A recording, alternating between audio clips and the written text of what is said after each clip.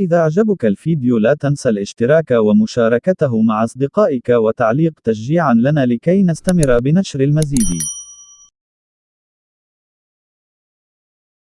10 أطعمة تقوي الذاكرة لأولئك الذين نسوا ما تناولوه ظهر الليلة الماضية.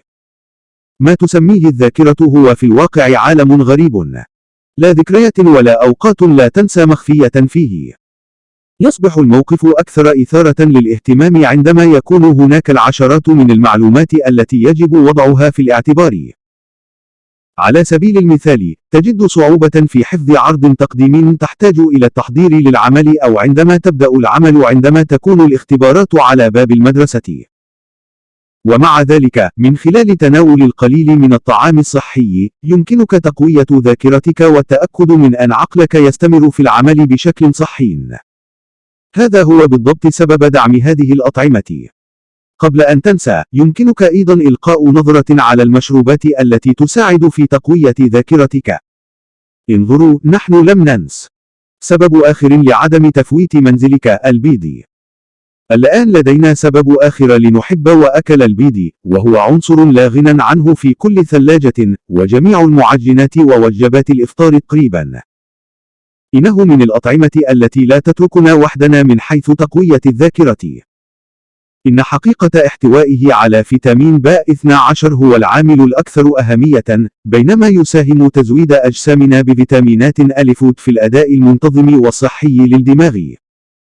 يجعلك تنسى فقط الشاي الأسود، الشاي الأخضر. الصحة. نحن أناس نحب شرب الشاي، هذا صحيح.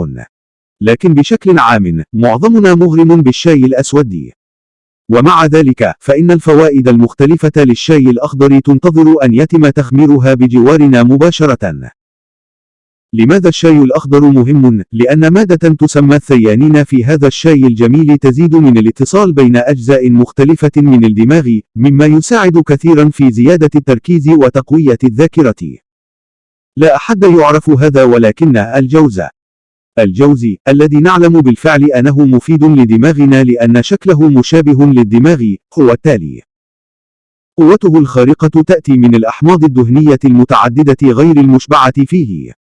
الجوز، الذي لا يقوي الذاكرة فقط، يساعد أيضا كثيرا في تركيز وتقوية الأعصاب. الاعتماد على الخضار الخضراء، السبانخ والبروكلي. نعلم جميعا مدى صحة الخضار الخضراء، لكن كان من الجيد معرفة أنها مفيدة للذاكرة. أما بالنسبة للكيفية التي تساعد بها على تعزيز الذاكرة، فذلك لأنها غنية بفيتامين كي، الذي لا يتوفر بسهولة في كل مكان. بفضل فيتامين كي، يضمنون الأداء الصحي للدماغ وعمله المنتظم. بالطبع، ذاكرتنا تزداد قوة أيضا. لا تنسى البرتقال والليمون. نعتقد أنه لا يوجد أحد لم يسمع بسمعة البرتقال والليمون في فيتامين سي. بفضل هذه الوفرة من فيتامين سي، نقول إن هاتين الثمار الجميلتين تساعدان في تقوية الذاكرة.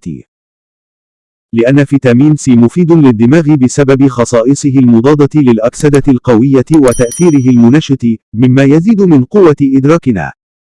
تتقدم عمليتنا في فهم واستيعاب ما نقرأه بسرعة. بالطبع، المعرفة التي تم تعلمها وإدراكها بالكامل لا يمكن نسيانها بسهولة. البروتينات الأساسية، الحليب ومنتجات الألبان. لن يكون من الممكن بدون دعم البروتين لتقوية الذاكرة. إنها طاقة جيدة للجسم على المدى الطويل، إن لم يكن دفعة واحدة. يتيح لك الشعور بمزيد من القوة والصحة. نظرا لوجود العقل السليم في الجسم السليم، فإن الفائدة التي تعود على الدماغ تصبح حقيقة لا يمكن إنكارها. تستمر وظائف الدماغ في العمل بطريقة صحية، وتستمر ذاكرتنا بأقصى سرعة لتسجيل كل شيء من الذكريات إلى المعلومات التي تعلمناها للتو. من أجل تجربة كل ذلك، نحتاج إلى الاحتفاظ بأطعمة مثل الحليب والجبن من وجباتنا. كيف تسير الأمور في السلطة؟ ملفوف أحمر. وصفات بسيطة. لسوء الحظ، فإن الملفوف الأحمر ليس طعاما يدخل كل منزل بشكل منتظم. ومع ذلك، فهو يحتوي على مادة تسمى فيزتين، وبفضل هذه المادة تقوي الذاكرة بمرور الوقت. لدرجة أنه من المعروف أن هذه المادة لها تأثير مثبت حتى على مرض الزهايمر. كما ترى، حتى لو لم تكن قد أعطيت أهمية كبيرة لها حتى اليوم، يجب أن تبقي الملفوف الأحمر على طاولتك بعد اليوم.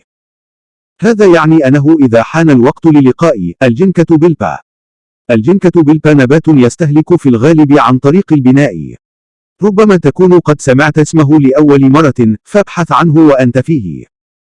بعد كل شيء، لن تكون قادرا على نسيان أي شيء. وجه مبتسم. وهو معروف بتوسيع الأوعية الدموية. كما أنه يزيد من تدفق الدم إلى المخ. يوفر العقل العامل الأكثر صحة أيضا ذاكرة قوية. إذا سألت عن مكان العثور عليه، يمكنك الوصول إليه من المعالجين بالأعشاب الموثوق بهم والأسواق الكبيرة. تنسى دائما أن تشرب الكثير من الماء. دلل. نتذكر قليلا أن العطش يروي بسرعة أكبر في أشهر الصيف، ولكن عندما يصبح الطقس أكثر برودة، ننسى شرب الماء. كيف يريد أن يذكرنا بكل شيء؟ الماء هو أحد أهم الأشياء من أجل الأداء الصحي لدماغنا. لأنه يساهم في أداء أسرع لكل جزء من الدماغ. عندما تعاني من الجفاف لفترة طويلة، يتباطأ دماغك. بالطبع، كل هذه تؤثر على ذاكرتنا بنفس الطريقة. لذا لا تنسى أن تشرب الكثير من الماء. لا تفوت فرصة تناول أوميغا 3 السمك. وصفة السلمون. السمك، وهو مصدر كامل للأوميغا 3، هو أيضا أحد الأطعمة التي تلعب دورا نشطا للغاية في تقوية الذاكرة. لأن الأحماض الدهنية أوميغا 3 تدعم أيضا استمرار وظائف الدماغ بالصحة. لدرجة أن تناول أوميغا 3 بانتظام يقال إنه يقلل من خطر الإصابة بمرض الزهايمر.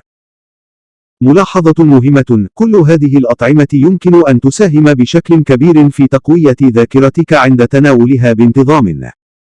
لكن كما تعلموا، ليس كل طعام مفيد للجميع. لهذا السبب، إذا كانت هناك أطعمة تقرر تناولها بانتظام وتعتقد أنها قد تكون محفوفة بالمخاطر وفقا لحالتك الصحية، فعليك بالتأكيد استشارة طبيبك مسبقا. تذكر أن الصحة تأتي أولاً.